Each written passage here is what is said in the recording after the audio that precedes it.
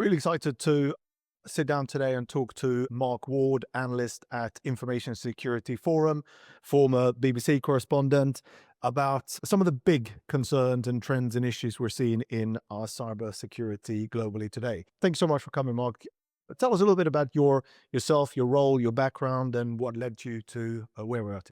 Sure. Good to be here. Thanks for the chance to chat. I started my career sort of mainstream media, most of that time at the BBC, working on the news website, specialized, if that's the word, in security stories, right from the days when it was just kids messing about, trying to embarrass some large web organizations, through to the days now where it's state-backed proxies and just really can get really nasty. And that contacts book, that bit of knowledge I built up, got me that role in the Information Security Forum, which is a member organization, been running about 30 years. We're a we're a nonprofit that gives advice to very large organizations, about 450 members, about the best way to organize their people, their processes, their technology to secure their organization. And sometimes that doesn't mean that they're free of breaches and incidents, but it means they know what to do in the event of those things. And, the role I have at the Information Security Forum, I'm on the research side. My job is to look after a project called Threat Horizon. It used to be just a report that we released in January, but now it's a year-long program of events because sadly we live in very difficult, chaotic times and there's a lot more threats out there. There's a lot of help our members need to understand or appreciate what sort of threats are emerging and how to mitigate those. So the work I do is looking forward a few years.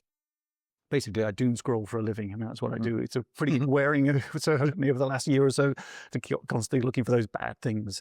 But yeah, we put that into the report, talk to our members about it, and hopefully they're a bit better prepared for whatever comes down the pipe. Excellent. So let's get into the details of some of the big issues we're seeing at the moment. Let's start off by talking about the fact that cyber attacks are now having a huge impact and significant hits on national and regional GDPs, particularly in kind of deregulated sectors like retail and manufacturing, etc. As these cyber attacks are increasingly being kind of treated as economic shocks, how do business government need to kind of rethink their response and how they deal with these in order to defend themselves and maybe being able to stay ahead of it a little bit? Well, one of the things I have seen in that research we do is just that cybercrime has definitely become that kind of shadow third sector, and the amount of money that flows into that. I mean, it's effectively an alternative digital market, really. Just those organizations, the cybercrime groups are massive. Some we've seen the scale, and that's what surprised us this last year, is just the scale of those things. You have hundreds of people involved, labor camps, they amass billions in Bitcoin, they're propping up regimes. And increasingly, for some regimes, that's the way they generate that, there's a lot of their cash to keep going. So it's difficult for organizations to do anything about, very much a governmental problem to try and handle those international structures that stop that kind of stuff proliferating. And there are some efforts in that space, but for organizations, one of the big changes we've seen recently is much less about, just securing your borders, but being resilient, knowing how to bounce back. To be honest, resilience, a bit of a buzzword.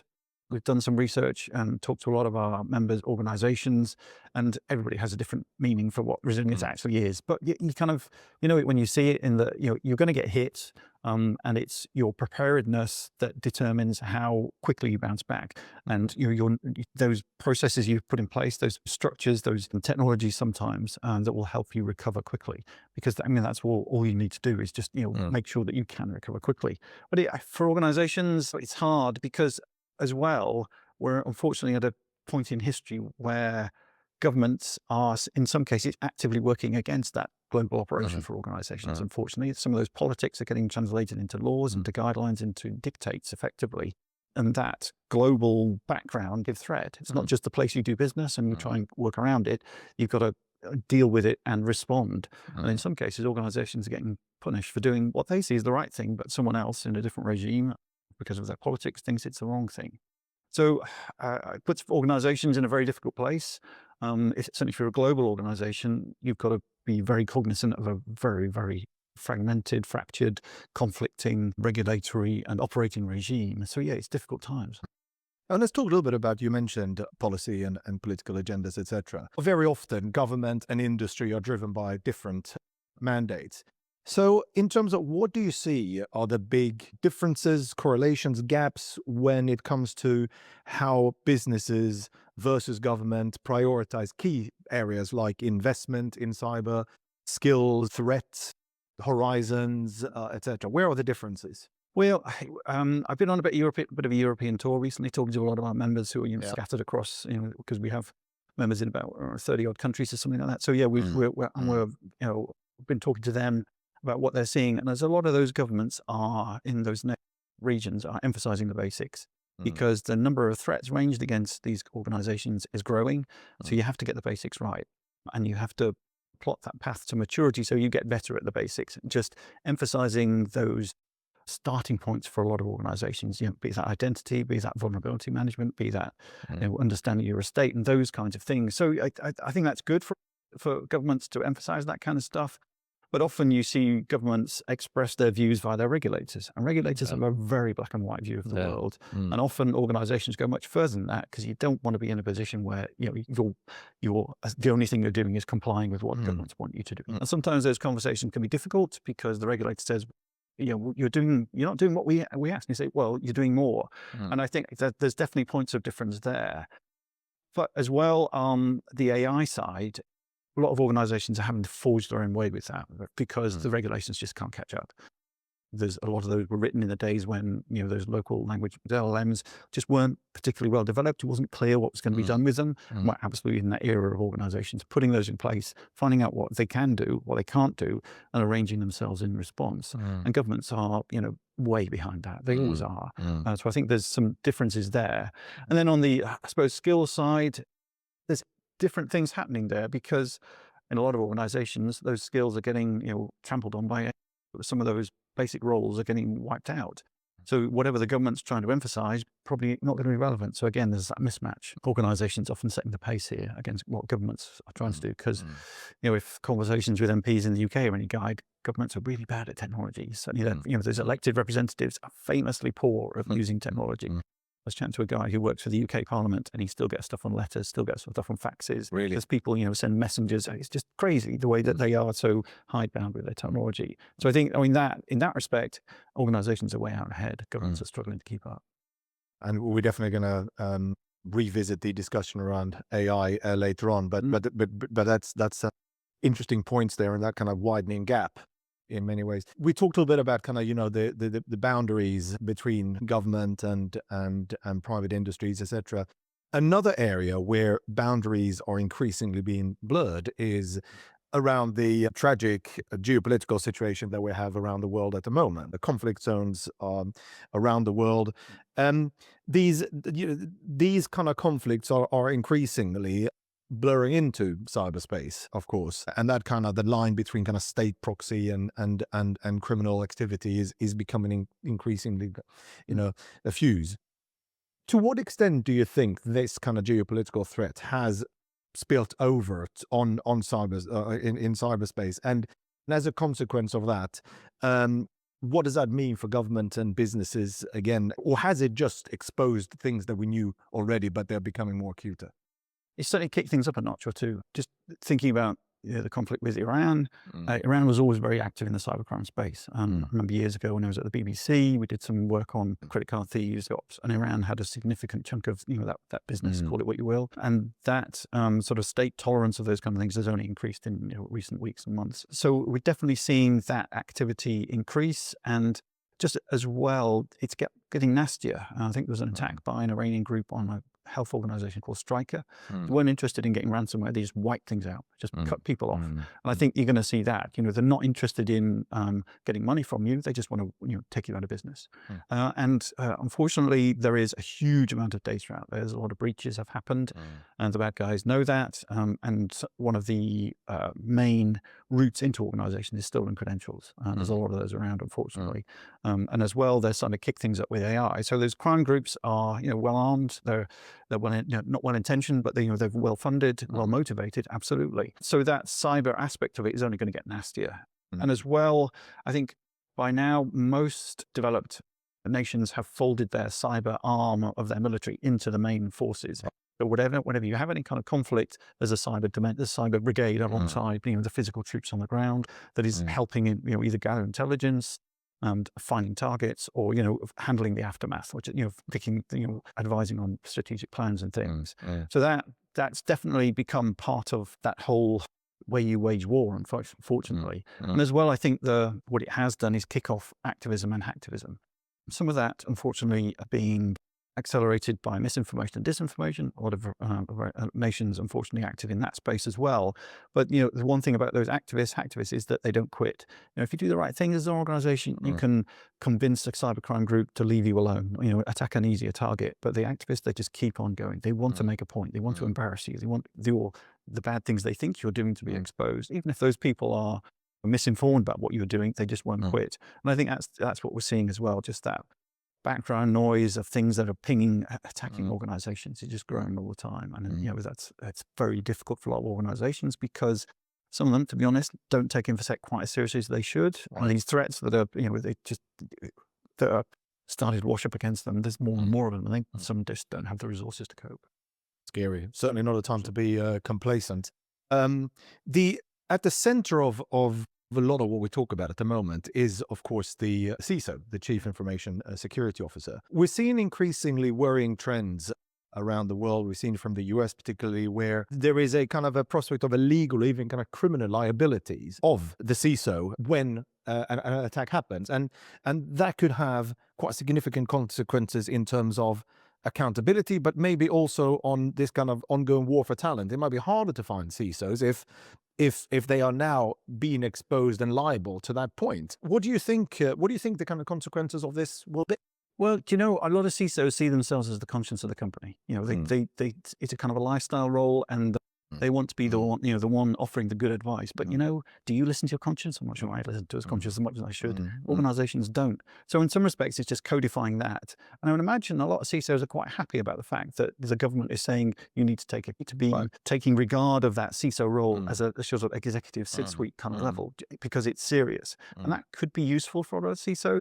I think one of the most prominent cases that was the CISO was under threat of prosecution was SolarWinds, but that case was dismissed, I think, because I think it looked like, because that accusation that was going to get them into court was actually based on you did the wrong things. You didn't document what you did. There was, poor practices. And, CISOs, InfoSec departments, they get audited. They've got assurance in place. They do that all day, every day.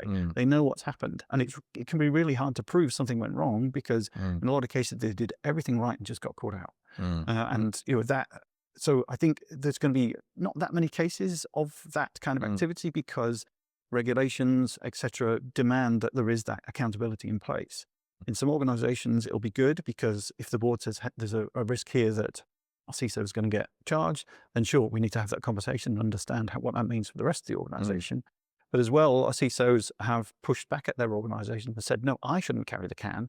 If you're asking the organization to take risks, they could be good risks, because it's good business to be a bit risky, to take those risks, then you need to take the responsibility for it. So again, useful to start those conversations.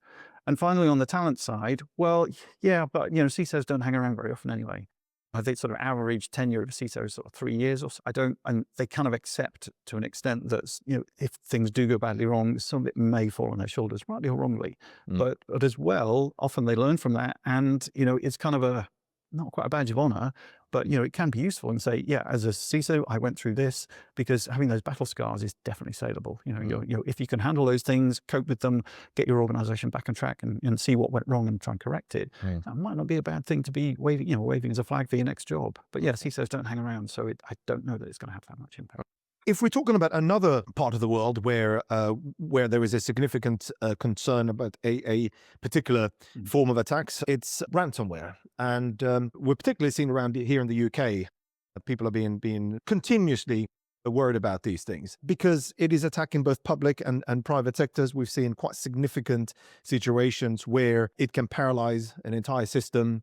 Whether or not to pay the ransom is the debate, of course. But are you seeing any interesting shifts? Because ransomware per se is not something new, but it seems to be very, very effective. And are you seeing any kind of shifts in terms of who's being targeted, who are the kind of the bad actors at the moment?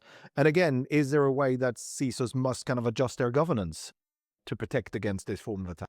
Yeah, I think they're doing that governance adjusting already because I keep an eye on stats for this because I'm curious about sort of the way it's developed. I think the number of attacks is up, but the number of organizations paying is down, which suggests to me that, sure, the bad guys are trying it a lot, but they're not getting away with it. And that's a good thing. I guess putting my sort of optimistic hat on, that makes me think organizations do the right kind of things. If they get hit, they don't pay. Instead, they know how to recover and they've got those backups in place. In terms of shifting tactics, then certainly seeing the ransomware groups go after those backups first. So, they have to, so organizations have to pay up because, there's no other way to get back up and running. But again, there's a lot of chatter within our ISF members about immutable backups and making sure. So they're reacting. They're not just sitting still. And it's always an arms race, but it looks like in that broad sector that most of those ransomware groups are aiming at, which is your finance firms, which is those one. Then they're getting the right kinds of things in place and doing the right kinds of things. In terms of how that market is not market, but how that attack vector is developing. Then Iran is very big on ransomware and specializes, if that's the word, operational systems and the production line stuff, which typically is not very well protected. So I suspect you're going to see an uptick in attacks on those kinds of installations because, with Jaguar Land Rover, they were offline for months. Take a long time for them to recover because, those are the systems that you really struggle to get back online if they're disrupted in any way. Also, we're seeing within a lot of organizations a collapse between the IT side and the operational side, but that's a really difficult marriage to arrange because they operate very different sort of operating parameters.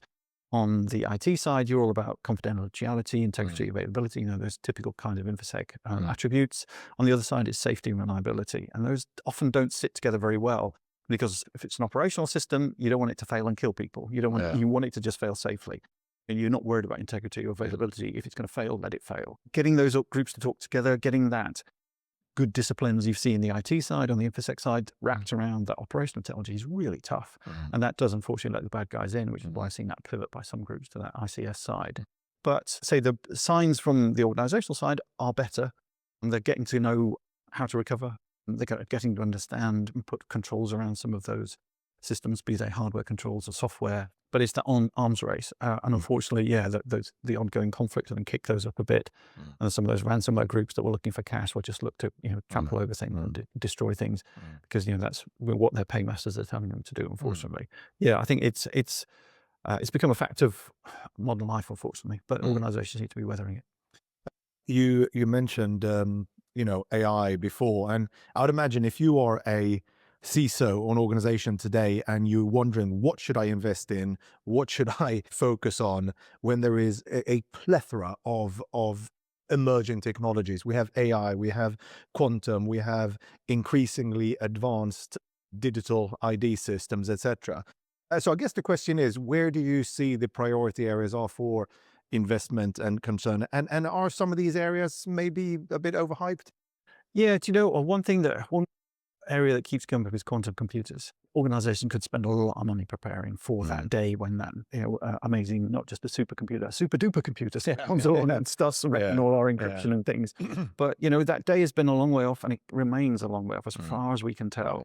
So I see a lot of organizations going, I'll swallow that. But what they are doing is spending a bit more money on that encryption pipeline to make sure that they are putting in place those algorithms that resist that quantum decryption. That's not an easy thing to do because those encryption systems, they have a lot of regulation arranged around them. They're really sometimes quite old and they work. And the InfoSec IT world, if it's working, don't mess around with it. Just keep it going.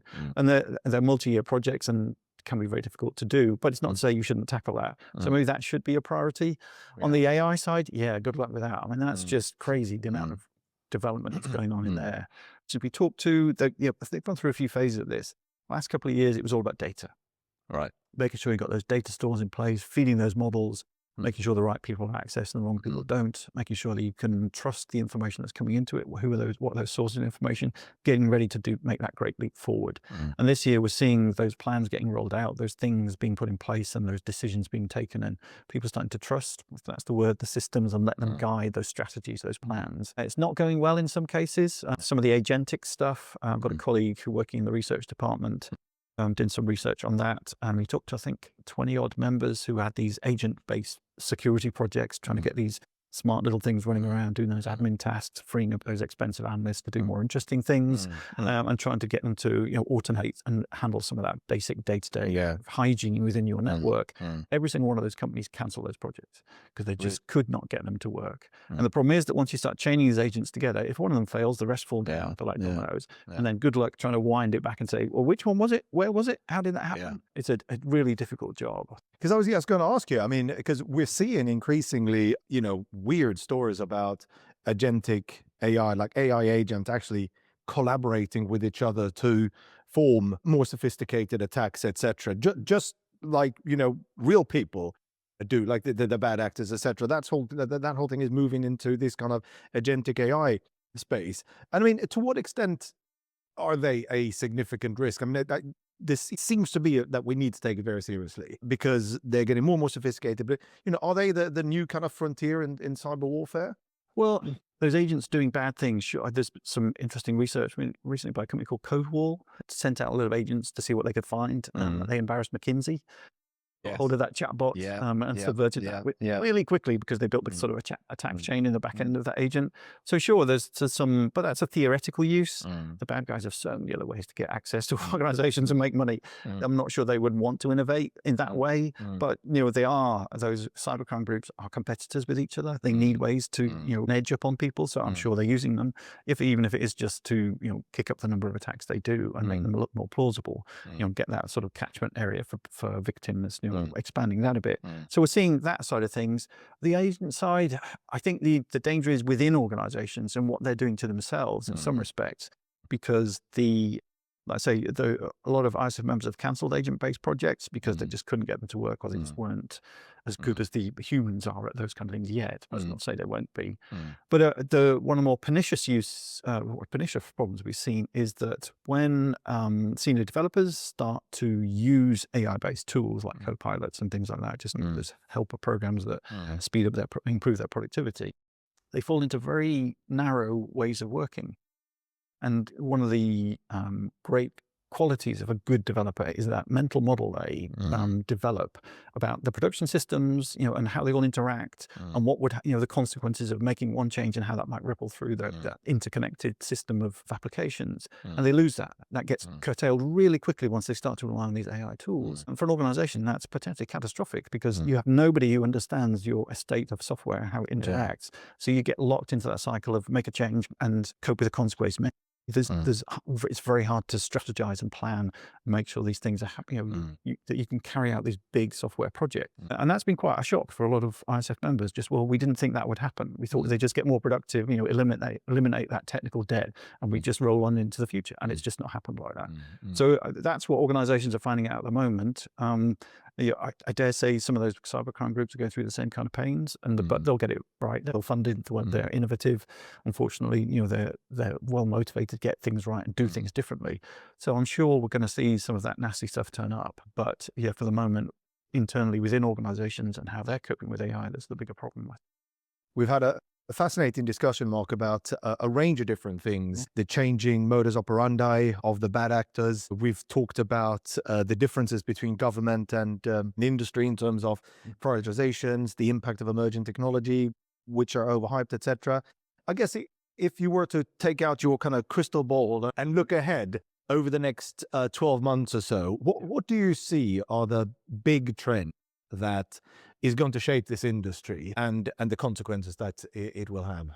Well, I'm quite an old fella now, so I've lived through quite a bit of history, but I have don't think I've ever known such a era of turmoil, really. I haven't seen the sort of 70s and 80s, just that some of the, young man was quite political, so, a lot of the protests and things that happened then, there was a lot of struggle that went on. But, things I think are not the worst they've ever been, because how can you possibly say that? But things are bad. I said, unfortunately, things are only going to get worse in the near term because there's about 6 or 7 world leaders who are in their late 70s. And it's unlikely that they're all going to persist over the next few years. Many of those world leaders are heading authoritarian regimes. Authoritarian regimes thrive on drama. They need that to sustain themselves. Otherwise, people start to see that they're quite hollow and they don't serve as many people as they claim to. So I suspect you're going to see the collapse of some of those authoritarian regimes. And those regimes do not fail safely, gracefully. It's always very messy in all kinds of ways. So unfortunately, As that plays through the next 12, 18 months, it's going to be a lot of turmoil organizations have to cope with, unfortunately. There will be more conflict, and the political stances of some of those regimes, and to force reactions, the world is going to get more fractured. And organizations will have to make choices about where they put their resources and what they want to support, be that tacitly or otherwise. Again, that's going to cause some problems because some people won't like that. Some of the customers will walk away and they'll be subject to all kinds of other pressures. I suppose if you're a CISO or involved in InfoSec, then the thing I would suggest you do is look after your people. It's going to be really tough over the next few years, and they need that support because the number of attacks getting ranged against them, that background noise is going up, and it's going to be when people get burned out, they leave the industry. They just do not come back. So look after your staff, look after your organization, understand the pressures it's under, and try and make some good decisions about prioritization. That's going to be hard because you're going to get hit from all kinds of ways. Look after yourself as well as you're a CISO. Often it is a lifestyle job, but make sure you can step away and take that time. And you live in interesting times, and we're definitely right in the middle. Mark, it's been fascinating talking to you. Thank you so much for being with us today. Thank you.